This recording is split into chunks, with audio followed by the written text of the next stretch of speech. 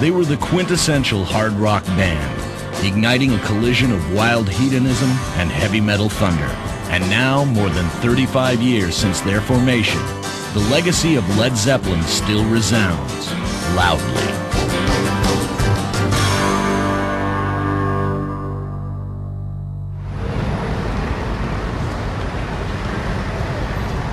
In those days, in the 60s, there were sort of two geographical areas that were creating new music.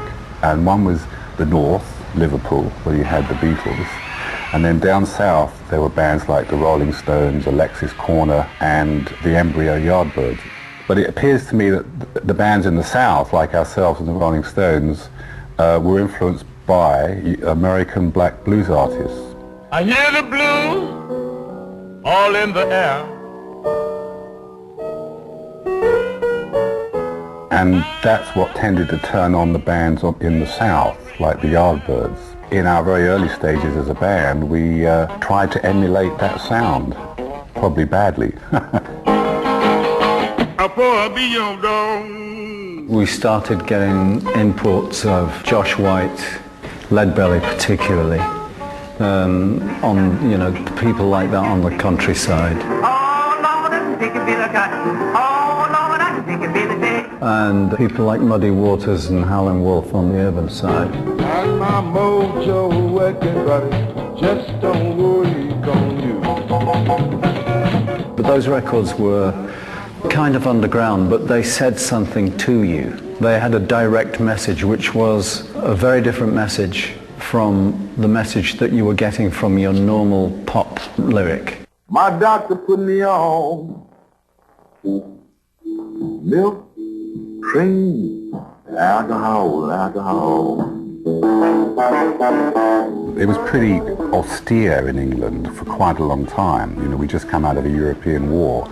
Americans may not realize, but up until, you know, even quite the late 50s, we were still rationed. You couldn't get things. Luxury items were, you know, pretty minimal.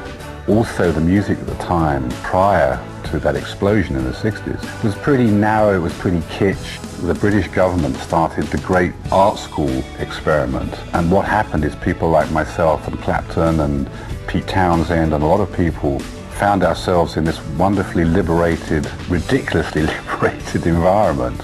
We then heard some black American music.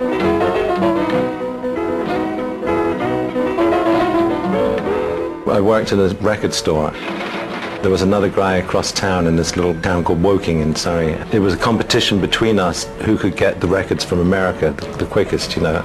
All the blues records, all the R&B records, some rock records that were coming out of America, you know. And it was a competition. It really is true that that whole era was English musicians getting seriously influenced by what was coming out in the States. What are your two names? James Page and David House. Both from Epsom. Yes. And you're just learning to play the guitar? Yes, from a teacher. Do you play anything except skiffle? Yes, Spanish and dance. Do you as well? I mean, you really had to stick by the radio and listen to overseas radio and things like that to even hear good rock records. The record that made me want to play guitar was Baby Let's Play House, Presley. Come back, baby, I want to play house with you. Hit it! I heard that record. I just wanted to be part of it. I knew something was going on. I heard an acoustic guitar and a slap bass and an electric guitar, the three instruments, and my voice. And it seemed to generate so much energy. We were all teenagers together, more or less. Page, Plant, Lennon, McCartney, you name it. By the time we'd reached the age of 20, we were playing that and having our own versions of it, which was then a completely new thing among the kids, which automatically, being based in the same language, took America by storm. So we were exporting what was already American, re-exporting it to America. I realized that they were starting some kind of new genre of music from the English side. Keith Richards was doing that in Satisfaction. He had the fuzz tone and all that. The lead guitar work of these guys, Jeff Beck, Jimmy Page, and Eric Clapton, was just something out of this world. And obviously the influences were American blues.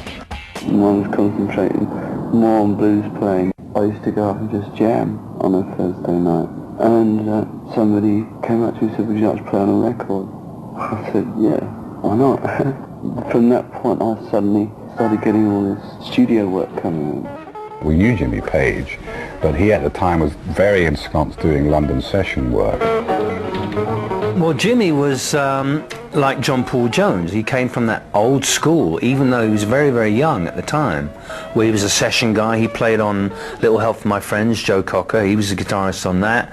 I mean, he was a seasoned session musician in his early 20s. There was only one other session guitarist who was working as steadily as Jimmy Page, Big Jim Sullivan. I was a better country player than Jimmy. I could play all the bendy country stuff better than Jimmy could, and he could play the rock stuff and the blues. So we hit a real happy medium in the studio, because whenever there was a country session, I would do it, and whenever there was a rock session, he would do it. If you're on your way up and session work is a part of your your experience, you get to see producers, you get to see the bullshit that goes on, you get to see arrangers, how they arrange a piece, and you get a sense of dynamics in music. I was a huge fan of John Paul Jones as well, because he played bass on a lot of sessions that I did in London. The rhythm section during the mid-60s onwards, Bobby Graham on drums, John Paul Jones on bass, Jimmy and myself. We come to the end of this roaring rock number, one or the other of us had done a fantastic solo, it had been really tight and super, and you get this voice from the box going, yeah lads, that was kind of alright, yeah, can we try another one?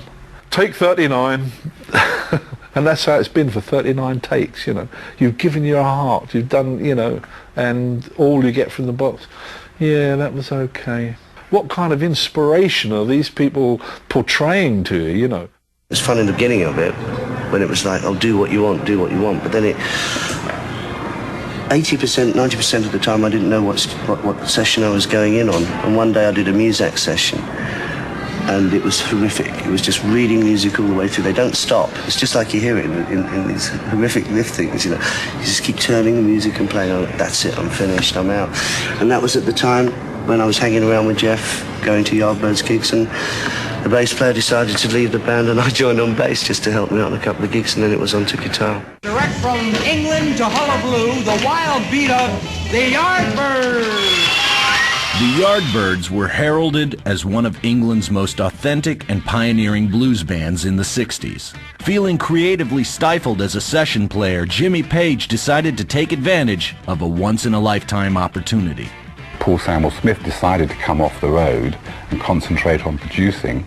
Jimmy, amazingly enough, joined us on bass for a while. Anyone that can play as well as Jimmy can play bass pretty well, He was so keen to get in the band. He really wanted to join. It was like a little boy, Yeah, I'll play bass, I'll play tambourine if you want, whatever. When we played the Carousel in San Francisco, and it was one of those days when Jeff was ill. They made an announcement on the PA. They said, oh well, Jeff Beck won't be doing this gig, but the bass player's going to play lead guitar. And everyone sort of, oh no, because the bass player was Jimmy Page, so I think they were quite satisfied.